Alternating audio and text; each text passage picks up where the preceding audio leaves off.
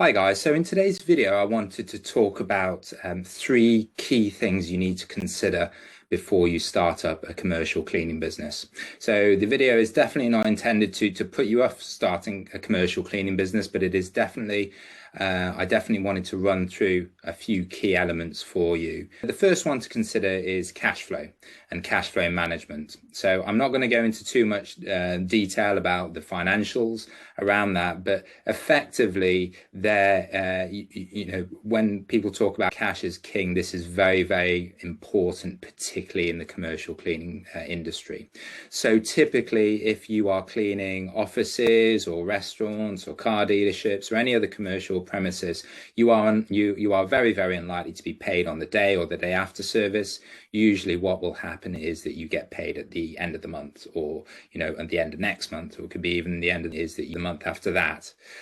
So the reason why this can pose a challenge is most cleaning companies will be paying their staff before they receive the monies from the clients. So many cleaning companies, particularly these days, will pay weekly at the end of each week or at the end of the month.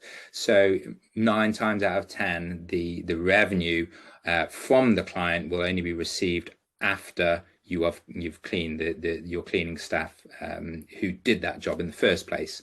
So the issue is that you obviously have to find the funds to pay your cleaners first before you get the money back.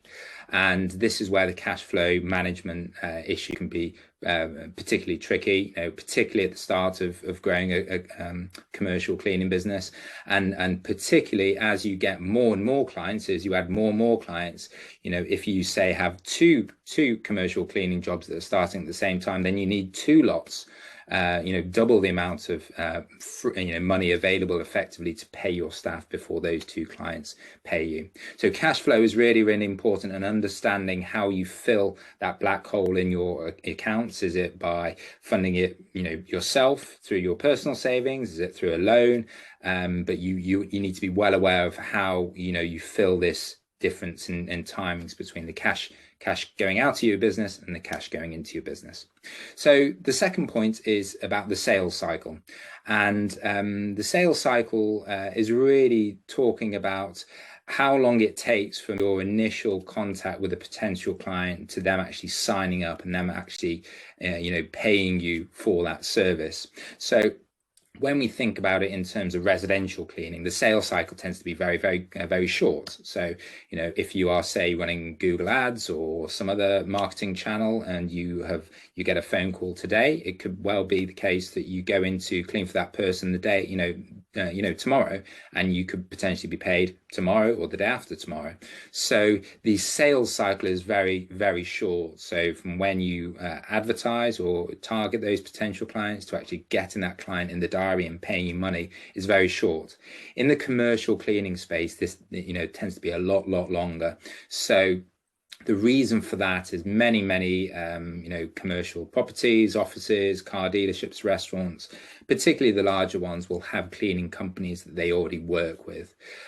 So those cleaning companies will typically be under contract for say a year or 2 years, but so certainly it wouldn't be it's unlikely to be week on week or month on month. It tends to be a longer contract.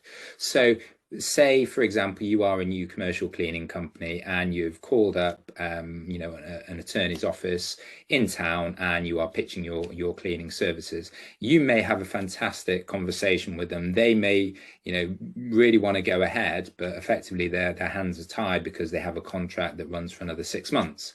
But then they will tell you, yeah, in 6 months' time, give us another call. We'll invite you in to do a visit of the premises and get you to put a quote. And then when you are in that stage of putting forward a quote, then you may be given the green light.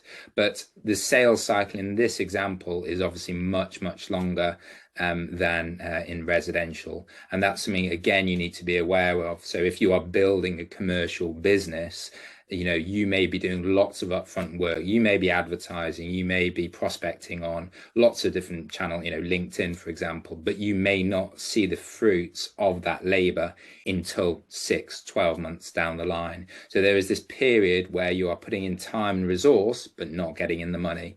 So Again, this is something just to be aware of, that there is this time lag associated with growing, a commercial cleaning business. And then number three is the operations management. This is probably one of the points that is probably more obvious to you. So again, if we compare it with residential, most of the residential cleaning jobs will happen, during the day, between say 8 a.m. and 6 p.m. during the week. Your office managers or your VAs will be, taking inbound phone calls from other new client inquiries. They'll probably be doing some interviewing, but the important thing is they will be available to take any calls, deal with any problems that are happening at the job. So, for example, say there's a breakage at one of the properties and your cleaner wants to figure out what do they do next, then they would be able to call your office manager because they're online, they're dealing with other stuff, and that would be able to get solved more easily. The challenge with commercial is obviously commercial cleaning tends to happen outside of office hours. So obviously when people aren't at the premises, so it could be the evenings, overnight, early morning.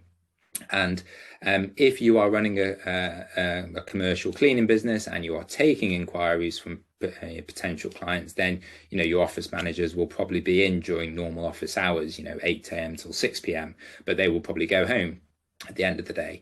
So the challenge comes about because if there is a problem at one of the premises, say there is a breakage, say the fire alarm starts going off, say your cleaning teams can't get into one of the properties that they're scheduled to clean for, who do they call? Who will deal with that problem? That problem needs to be dealt with ideally in real time.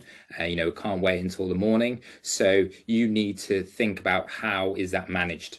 Do you have a supervisor that is on site? Do you make one of your cleaning techs within the team a supervisor, or is there someone who is available to take calls around the clock? That is, this is not to say it's impossible, but it's just a challenge, and it's just something you need to be aware of.